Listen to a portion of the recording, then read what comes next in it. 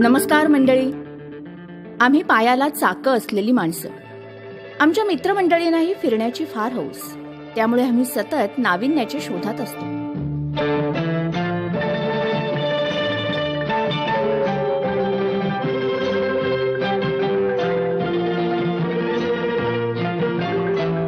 नुकतेच आमचे शेजारी लेह लडाखला जाऊन आल्यापासून तिथल्या निसर्ग सौंदर्याची भरभरून वर्णनं आणि आयोजक किती चांगले आहेत, ट्रॅव्हल कंपनी किती चांगली आहे, पुन्हा पुन्हा ऐकवत होते.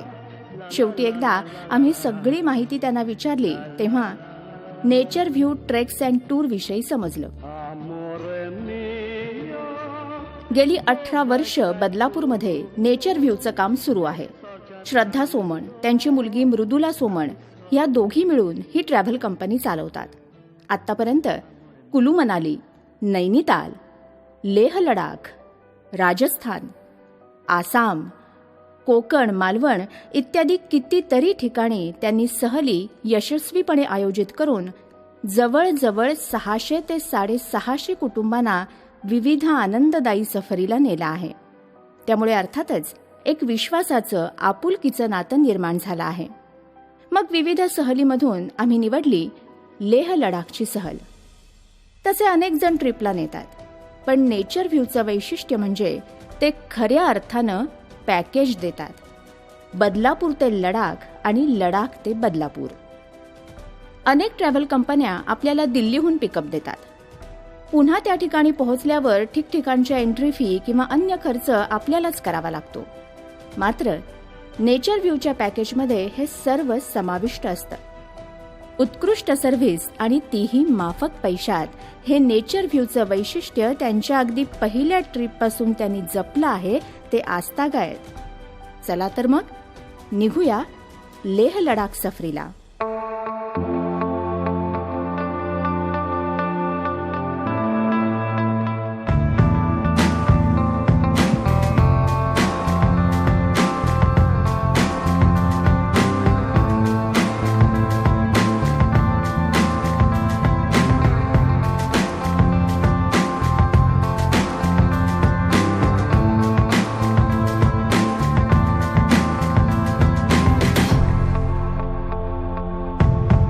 आम्ही सर्वप्रथम पोहोचलो जम्मूला.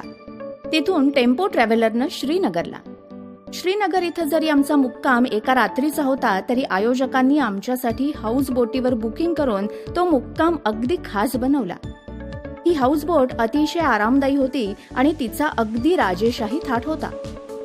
अगदी वॉल टू वॉल कार्पेट, संपूर्ण स्वच्छ आणि टापटीपपणा, लाकडावरचं बारीक कोरीव नक्षीकाम, आतिथ्यशीलता आणि सुग्रास काश्मीरी भोजन यामुळे आम्ही अगदी भारावून गेलो आणि आयोजकांना शतशः धन्यवाद दिले. नगीन लेकच्या शांत आणि रम्य परिसरात आमचा मुक्काम होता. तसंच नगीन लेकमधील शिकाऱ्यातील सफर अशीच संस्मरणीय ठरली. लेकमधील तरंगता बाजार पाहून पुलंची आठवण झाली. ते म्हणाले होते, या ठिकाणची वस्तू चांगली निघाली नाही तर पैसे पाण्यात गेले, हे इथं शब्दशः खरं होतं. तसंच लेकमधील तरंगती शेती, भाजीपाला, विविध सुंदर पक्षी, सुंदर सुंदर फुलं, सगळं काही स्वप्नवतच. संध्याकाळी काश्मीरचं सौंदर्य ज्यात एकवटलं आहे, ती निशांत बाग आणि चष्मेशाही या बागा पाहिल्या.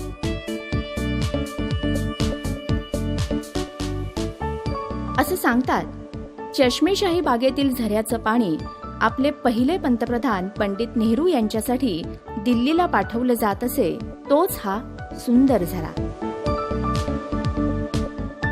स्वर्गीय गुलाबांनी नटलेला हा परिसर आम्ही डोळे भरून पाहिला आणि दुसऱ्या दिवशी सकाळी आमच्या सहलीतील पुढच्या टप्प्याकडे म्हणजेच लडाखकडे कूच केलं.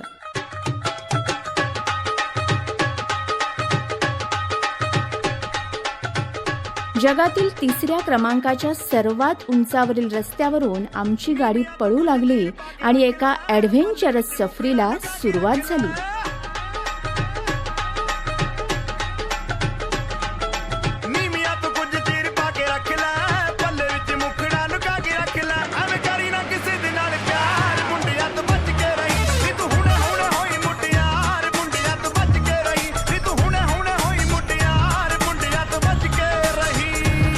झोजिला खिंड म्हणजे लेहचं प्रवेशद्वार. 14,500 फुटावरील या खिंडीत अत्यंत अवघड वळणं, पहाडांचे उंच उंच सुळके, अरुंद रस्ता, तसंच ठिकठिकाणी बर्फ वितळून रस्त्यावर पाणी आलेलं, तर काही ठिकाणी रात्री झालेल्या लँडस्लाईडच्या खुणा पसरलेल्या दिसतात, तर काही ठिकाणी रस्ता इतका अरुंद आहे की गाडीतून हात बाहेर काढून आम्ही चक्क बर्फ काढून घेत होतो. एकदा का झोजिला खिंड आपल्या हातून गेली की शत्रू सहजपणे श्रीनगरला पोहोचू शकतो याची आठवण हे सर्व पाहिल्यावर झाली. खिंडीतील थरारक अनुभव घेत घेत खिंड पार केली आणि आम्ही कारगिलला पोहोचलो.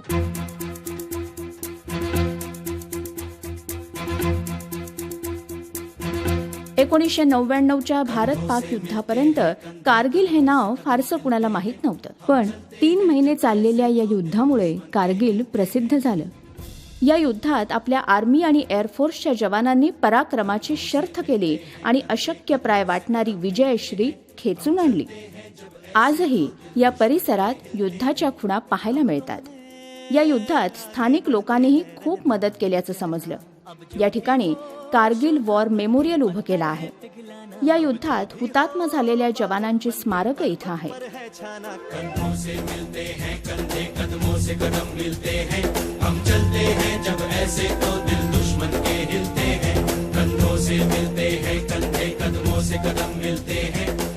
हे युद्ध कसं लढलं गेलं, आपल्या सैन्यातील कोणती रेजिमेंट कुठून कशी गेली याची मॉडेल्स ठेवलेली आहेत.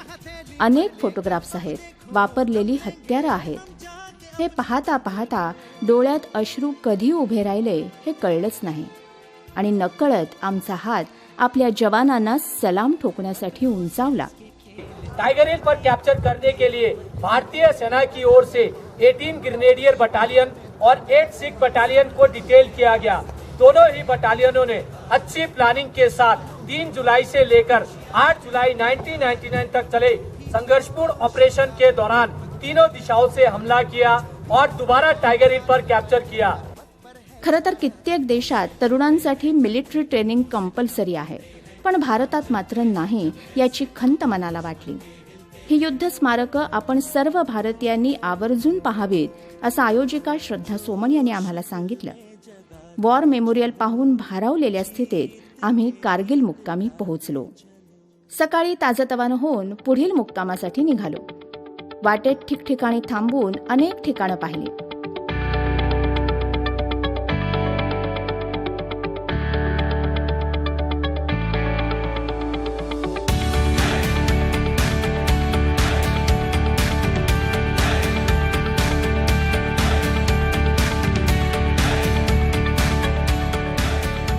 सर्वात प्रथम 12,598 फुटावरील नमकीला पास लागला. इथली माती चक्क खारट आहे. आम्ही चव घेऊन पाहिली सुद्धा. असं सांगतात टेथिस नावाचा समुद्राचा तळ इथं उंचावला जाऊन तो वर आला आहे. त्यातूनच हा नमकीला प्रदेश तयार झाला.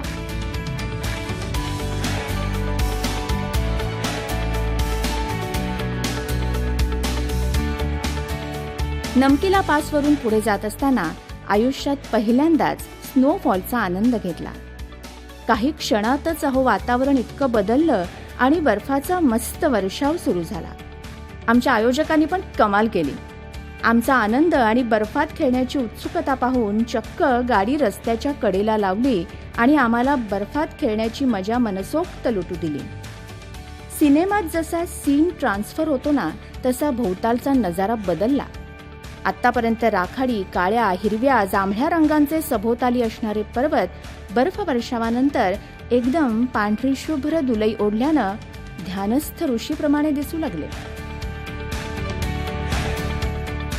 बर्फ वर्षावाचा आनंद घेत पुढे पुढे जात असताना अचानक एक देखणं वळण समोर आलं. आयोजकांनी सांगितलं हेच ते मूनलँड अर्थात चांद्रभूमी. ये कौन चित्रकार है, ये कौन चित्रकार, ये कौन चित्रकार है, ये कौन चित्रकार है, ये कौन चित्रकार.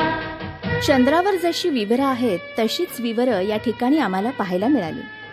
कोवळ्या सूर्यप्रकाशात त्या सोनेरी चांद्रभूमीवर नजर ठरत नव्हती. आम्ही मनसोक्तपणे फोटो काढले.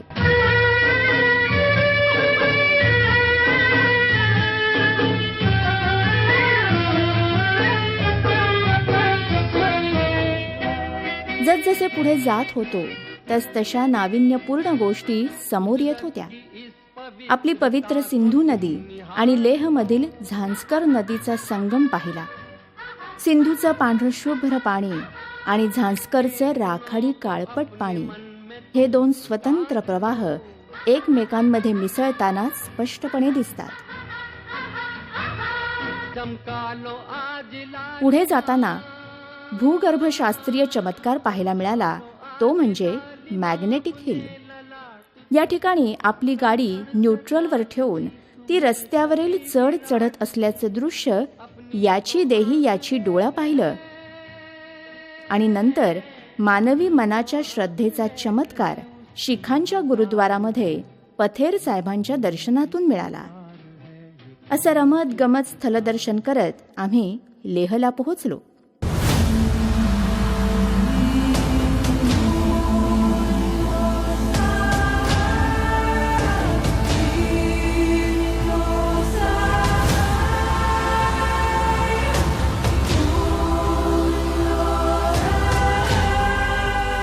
लेहमध्ये देखील आयोजकांनी आतिथ्यशीलतेची कमाल मर्यादा गाठली होती. दुसऱ्या दिवशी सकाळी लेहमधील स्थलदर्शनासाठी बाहेर पडलो. प्रथम हेमिस आणि ठिकसे मॉनेस्ट्री पाहायला गेलो. हेमिस मॉनेस्ट्री लेहपासून 40 किलोमीटर अंतरावर आहे. राजा सॅनगे नामपाल यांनी 1672 AD मध्ये बांधलेली ही मॉनेस्ट्री. येथील हेमिस फेस्टिवल प्रसिद्ध आहे. इथे राहणारे लामा विविध पवित्र मुखवटे घालून नृत्य करतात. ठिकसे मॉनेस्ट्री ही लेहपासून 19 किलोमीटर अंतरावरील ठिकसे खेड्यातील टेकडीवर वसलेली आहे. लडाखमधील सर्वात मोठी आणि 3600 मीटर उंचीवर ही मॉनेस्ट्री असून बौद्ध कला, स्तूप, भिंतीवरील अप्रतिम पेंटिंग्ज या ठिकाणी आपल्याला पाहायला मिळतात. मैत्रेय मंदिरात 49 फूट उंचीचा मैत्रेयचा पुतळा आहे. 14व्या दलाई लामांनी या मॉनेस्ट्रीला भेट दिल्यानं तिचं महत्त्व अजूनच वाढलं आहे. त्यानंतर लेहमधील 17व्या शतकातील राजवाडा पाहिला, शै पॅलेस. 1612 ते 1642 या कालखंडात राजा सेनगे नॅकपॉल हा राज्यावर असताना त्यानं हा राजवाडा पोर्तुगीज धर्मगुरूंच्या सन्मानार्थ बांधला. या राजवाड्याची रचना तिबेटची राजधानी ल्हासा इथल्या राजवाड्याप्रमाणे आहे. हा लाकडामध्ये बांधलेला 9 मजली राजवाडा आहे. काळाच्या ओघात पडझड होऊन आता फक्त 3 मजले शिल्लक राहिले आहेत. माननीय लालकृष्ण अडवाणीजी यांनी 1 जून 2001 पासून सिंधू पूजनाची परंपरा लेहमधील सिंधू घाटावर सुरू केली. त्या घाटावर जाऊन सिंधू नदीचं दर्शन घेतलं. त्यानंतर पुन्हा एकदा आपल्या जवानांच्या पराक्रमांच्या आठवणी पाहण्याकरता हॉल ऑफ फेम इथं गेलो. इथं कारगिल युद्धाची आपल्या सैन्यानं बनवलेली सीडी पाहून प्रत्यक्ष युद्ध प्रसंग नजरेसमोर उभा राहिला. या युद्धात हुतात्मा झालेल्या जवानांच्या काही वस्तू, डायऱ्या, पत्र तसंच त्यांनी वापरलेली शस्त्रही या संग्रहालयात ठेवण्यात आली आहेत. भारत पाक सीमेवरील सियाचीन प्रदेशांविषयी अत्यंत मौलिक माहिती याच संग्रहालयात आपल्याला मिळते. सियाचीनच्या धोकादायक बर्फाळ प्रदेशात फक्त चेतक किंवा जग्वार ही 2च हेलिकॉप्टर जा-ये करू शकतात. इथल्या हाडं गोठवून टाकणाऱ्या थंडीत आपले जवान अहोरात्र सीमेचं रक्षण करीत असतात आणि म्हणूनच तर आपण सुखानं झोपू शकतो याची पुन्हा एकदा जाणीव झाली.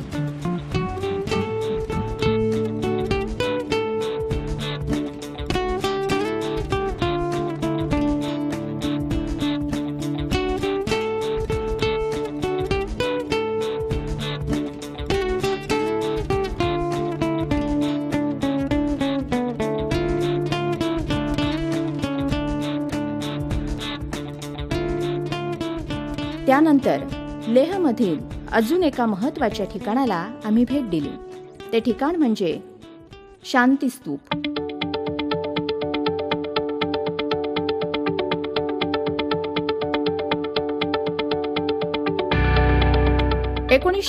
मध्ये शांती स्तूप बांधण्याचं सुरू झालेलं काम 1991 मध्ये संपलं.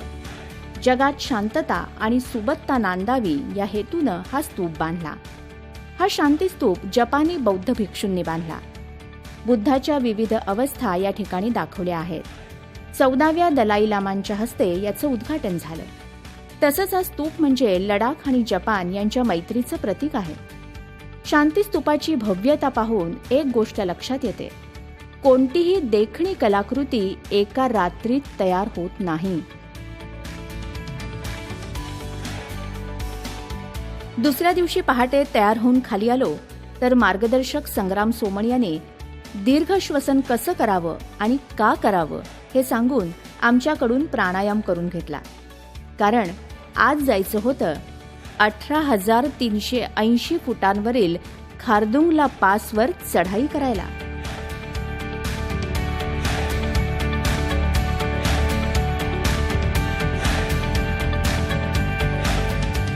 खारदुंगला पासला पोहोचल्यावर जिकडे पाहू तिकडे बर्फच बर्फ दिसू लागलं. ठिकठिकाणी बर्फाची टोकदार स्फटिका तयार झालेली दिसली. जगातील सर्वात उंचावरचा हा रस्ता आपल्या सैन्यानं 1988 साली बांधला याविषयी आम्हाला अत्यंत अभिमान वाटला. ही खिंड म्हणजे शायोक आणि नुब्रा व्हॅली यांचं प्रवेशद्वार. दुसऱ्या महायुद्धात चीनला याच खिंडीतून शस्त्र पुरवठा करण्यात आल्याची माहिती आम्हाला मिळाली. खिंड ओलांडल्यानंतर पुढे साऊथ पोलू आणि नॉर्थ पोलू ही 2 ठिकाणं लागतात. ती दोन्हीही आपल्या सैन्याच्या ताब्यात आहेत. त्यांच्या परवानगीशिवाय आपण पुढे जाऊ शकत नाही. नुब्रा व्हॅली हा निसर्गाचा एक चमत्कार आहे. या ठिकाणी नद्या, नाले, बर्फ, उंच डोंगर, पठार आणि चक्क वाळवंट सुद्धा आहे. चारही बाजूंनी वेढलेल्या पर्वतामध्ये जगातील सर्वात उंचावरील एकमेव असं वाळवंट आम्हाला इथं पाहायला मिळालं. तसंच वाळवंटातील जहाज म्हणजे उंट जगामध्ये कोठेही नाहीत असे 2 कुबडाचे उंट पाहायला मिळतात आणि त्याच्यावर सवारी देखील करायला मिळते. दुर्दैवाची गोष्ट म्हणजे आज त्यांची संख्या काही शेकड्यांमध्ये राहिली आहे. सियाचिन ग्लेशियर आणि काराकोरम यांच्या पायथ्याशी नुब्रा व्हॅली वसलेली आहे. नुब्रा नदीचा उगम सियाचिन ग्लेशियर मधून होतो. या प्रदेशाची पूर्वी हुंडेर ही राजधानी होती. लडाखमध्ये फक्त याच ठिकाणी विविध प्रकारची फळं, धान्य आणि भाजीपाला पिकतो. त्यामुळे नुब्रा व्हॅलीला फूड बाउल ऑफ लडाख असं म्हटलं जातं. याच ठिकाणी लडाखी लोकनृत्य आणि लोकगीतांचा आम्ही आस्वाद घेतला.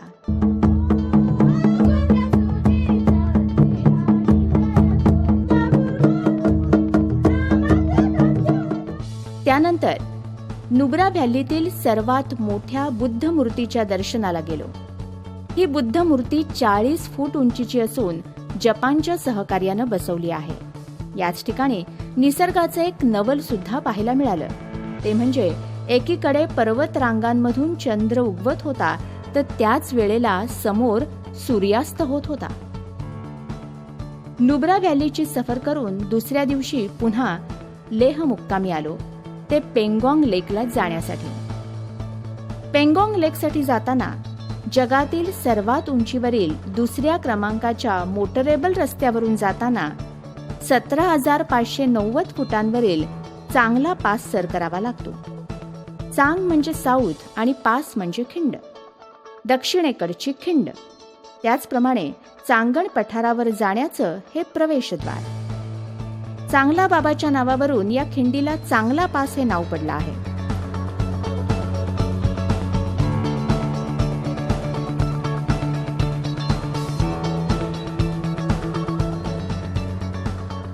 चांगला पासवरून पेंगॉंग लेकला पोहोचलो. या लेकची 135 किलोमीटर म्हणजेच 83 मैल इतकी लांबी आहे. यापैकी 35 किलोमीटर भारतामध्ये असून उरलेला 100 किलोमीटर हा लेक चीनमध्ये पसरलेला आहे. भारत चीनची ही बॉर्डर आहे. हा प्रदेश आक्सेई चीनमध्ये येतो. या ठिकाणी पेंगॉंग लेक हा लाईन ऑफ कंट्रोल अर्थात LOCचं काम करतो. हा लेक क्षारयुक्त असल्यानं याचं पाणी खारं आहे. हा 14,270 फूट उंचीवर आहे. या लेकमध्ये 16 फूट उंचीचा चिखलाचा थर आहे आणि त्यावर वाळूचा थर असल्यानं लॅमिनेशन झाल्याप्रमाणे तो थर चकाकतो. त्यामुळे पाणी सुद्धा चकाकतं. अत्यंत निव्वळ शंख पाणी, जोरदार वाहणाऱ्या वाऱ्यामुळे समुद्रासारख्या लाटा पाण्यावर येत असतात. हा परिसर अतिशय रमणीय आहे. हा भाग आमिर खानच्या 3 इडियट्स या सिनेमामुळे प्रसिद्ध झाला आहे. ही लेह लडाखची आनंददायी संस्मरणीय सहल घडवणाऱ्या नेचर व्ह्यू ट्रेक्स अँड टूर्सच्या आयोजकांचे आभार मानून आम्ही निघालो परतीच्या प्रवासाला. पर्यटकांविषयीचा जिव्हाळा, आत्मीयता आणि त्यांचं समाधान हाच नेचर व्ह्यू ट्रेक्स अँड टूर्सच्या आयोजकांचा मुख्य उद्देश आहे. कमीत कमी पैशात जास्तीत जास्त आनंद मिळवून देण्याचा त्यांचा सातत्यानं प्रयत्न असतो.